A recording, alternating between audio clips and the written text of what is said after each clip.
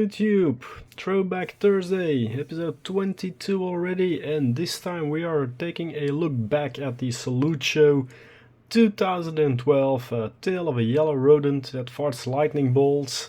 So you'll see what that's all about in the pictures.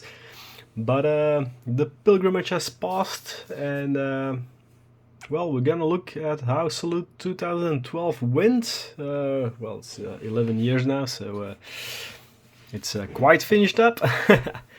Now, people often wonder why I don't take a heap of tourist shots. Well, I do, but I don't post them on my blog.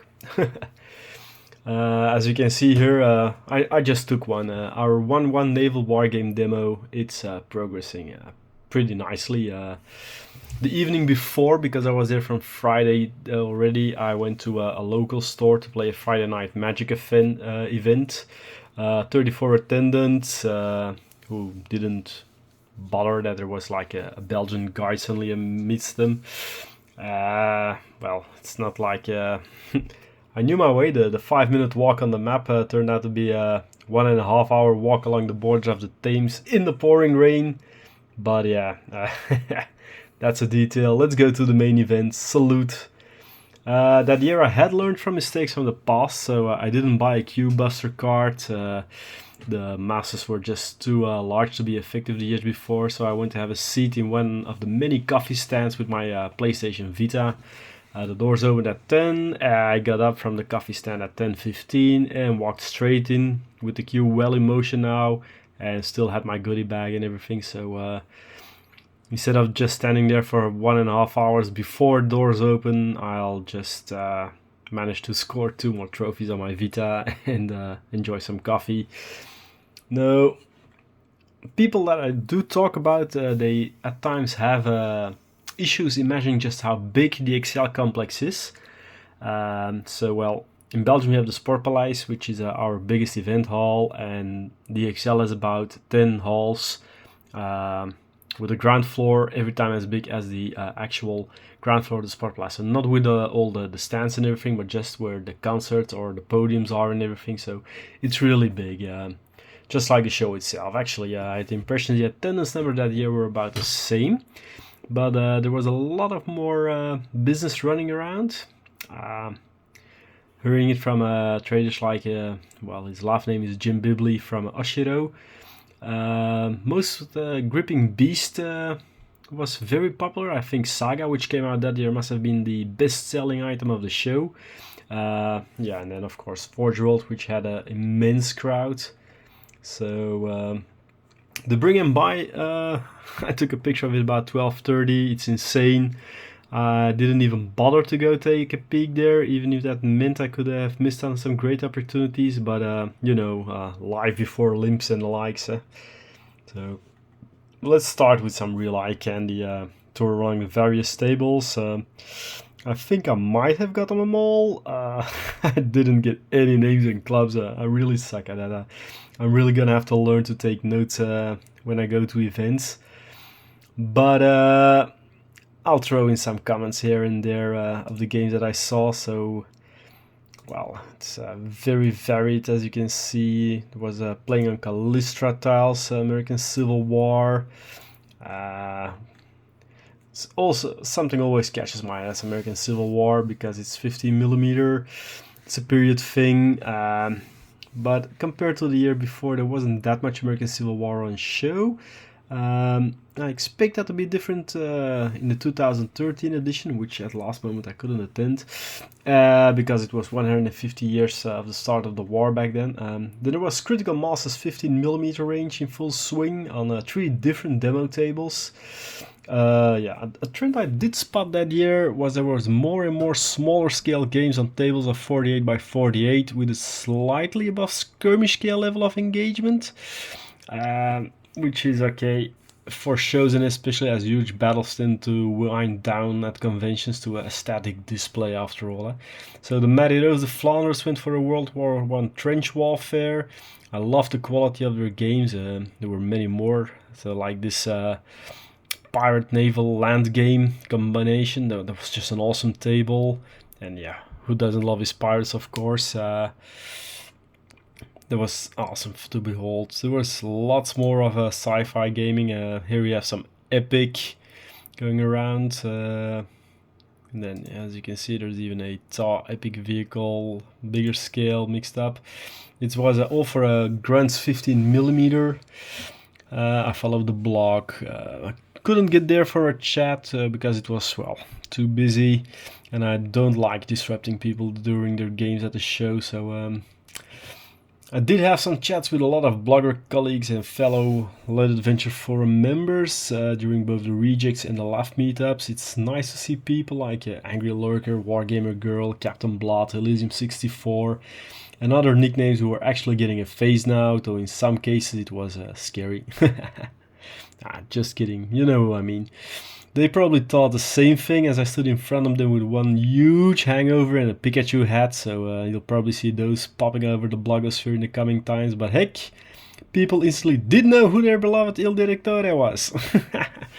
So yeah, there was also some cosplaying going on with stormtroopers.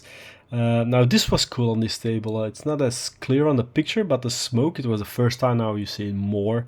Had small flashing LED lights in it, so it actually looked like the gun lines were firing. So there was also the gingerbread man, one of the coolest concepts on the blogosphere. So I watched this in the build-up to Salute, and now I got to see it in real life. Where Saga, as I said, it was the goldmine of the show. I did manage not to buy it, as you'll see on my loot picture later, but I didn't do any impulse buys at all, and I'm very proud of myself for that. There was some World War I airplane fighting, of course there was fantasy gaming.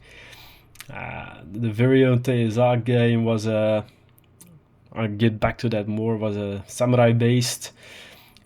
There we have some more pictures of a huge 40k Apocalypse game. Had very nice paint jobs on there, like that Avatar of Cain. Yeah, that was pretty cool. Then Warlord Scarlet's Thunder car chase game. I often like their ideas. It's not very basic every year, so they always come with something special, which is pretty cool. On this Modern Warfare table, you had the beautiful Russian Heinz helicopter, so I always liked this special look. Then some more cool tables, and this one I loved. I didn't get a chance to play it, but it's right up my otaku alley. It was giant monsters battling it out in a cityscape, Godzilla style. So here we have some more naval assaults. This table we have some Vietnam, always popular at conventions. There was of course some dungeon crawling for all your D&D lovers out there, so that's always pretty neat as well. Some bits of more fantasy skirmish gaming, and then we have Super Dungeon Explorer. I have those actually in my closet. I haven't gone around to play it yet. It's like 5 or 6 years in my closet. It's scandalous, but yeah, busy times, let's say it like that. So this was a fantasy game based on on squares, a square system on the mat. So then we also had a naval game for Clash in Iron, and we had a Virginia Meet the Warrior.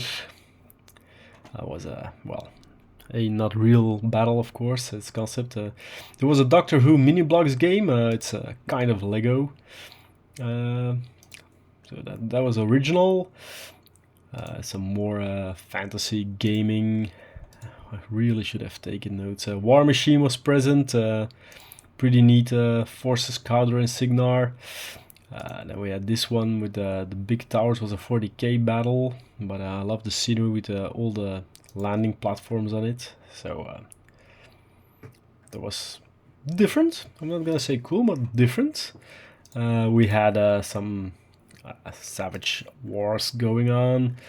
More naval games. Of course, you can't have a naval game without your actual pirates present, because hear me mateys, shiver me timbers and walk the plank. It is something that you have to do at a convention. Dress up like a pirate, which is not any form of criticism. I just love when people do that. a more micro scale naval gaming with the Battle of Midway. So that's Crooked Dice, always presenting some nice games. And they have very cool ranges. You even have Knight Rider at the moment in their range and everything. So it's all typical 70s, 80s pulp style. It's just great figures that they have. So when the boat comes in was another naval game enjoyed by a lot of young people. So that was also pretty cool. Then there was Oshiro's splendid Japanese game. The terrain was awesome. The figures were fantastic. So it was pretty neat table, if not to say one of the coolest looking. World of Twilight, I really like the style of those figures. It's the one for the wildlife that I did previously in a Lead Painters League entry, but then we had this very impressive Victorian science fiction game. Of course, Brothers Babylon 5, as an old Cult Worms player myself. Well, it was even before the blog, but I think we played it 4 years straight or something every week. So that was a popular game in our gaming group. Then, of course, some figures to watch. Titan Wargames brought out Chaos Dwarf figures. Not a gaming table, but yeah, I have them all at home. The Father of Darkness commanded me, so it's well, yeah, it's Chaos Dwarfs. For some reason on this table, I kept looking for a girl in a blue robe with a peppermint a cat and a queen in the uniform of hearts. The paper buildings and style, it reminded me so hard of the Alice Madness Returns video game. But it wasn't Alice Returns, of course. But yeah, that was just something that came into my mind when I saw that table. There's a spacewalk, of course, going on. The Tyranids hunting the poor space marines. We have North Star presenting a Zulu Wars game. So your caravan is under siege now. There was a mammoth hunting, which was a nice little game for a period you basically never see. And I talked about lights in the flames in the smoke clouds earlier. Well, look at this First World War table and how the cities light up. It was pretty awesome. Some more 40k, of course, going on. Well, of course, it's normal. Games Workshop, they remain the most popular company out there, or at least the one with the most followers. Mantic Games presented Project Pandora. So back there, this was also cool with a painted background table, so that was also a very nice table to look at. But that's about the tour I have of the gaming tables. I must say I really enjoyed the day and the stuff to see, but it seemed, to my opinion, a bit undecided this year, as there was no real team running through the convention, which is on the one hand good because you see a lot of different things, but on the other hand makes it harder to compare games and say I love that one above all else and such. Now, I did say I'm gonna tell some more about our Tin Soldiers of Antwerp game. Well, not my game, I was just the tag-along picture slur. This was the 4th year we put on a game at Salute, and the 3rd trophy we're taking home, this time for the best scenery. So our club president has the honors of posing with it next to the table, still in action, so well, he's definitely not marathon material, well, perhaps for the Battle of Marathon, but that remains only the loot to be shown. Well, too much. I didn't do any impulse buys. There will be nothing thrown out in the future. I stick to my list and then some. Lots of sums. Yeah, it's just stronger than myself. But I got my Blood Bowl Minotaur from Heresy Miniatures. Some suitable 50mm Horde of Tiny Things models for Chaos Dwarfs from both Magus or Militum and 50mm.co.uk. I went to the Forge World stand for the new Warhammer Forge book. That was already sold out, but this was the only downside of my decision not to queue for hours. I can live with that, but £320 later I walked away with 4 of the Chaos Dwarf War Machines and 30 Infernal Guard and their command group. So I went to Mantic Games. I went to see for their small abysmal dwarf army set. I went off with a large army deal. Yeah. The only thing I bought that was not on the list were some books from a trader, 5 novels of Magic the Gathering I still liked. They were about 2.5 each. I got one for free as I needed to lay down only a tenner, so nice find. I would have paid a lot more on postage if I had searched through the net, so yeah. All things together, I spent about £500 that day. Well, still leaves me with a lot of pounds to change back to euros and go bonanza on mid-clothes on an Antwerp convention in the future. But yeah, it's a strong purchase day. Hope you liked it. See you next time for our next episode of Throwback Thursday. And just, well, like, subscribe, you know it all. Thanks for watching and see you next time. Bye bye.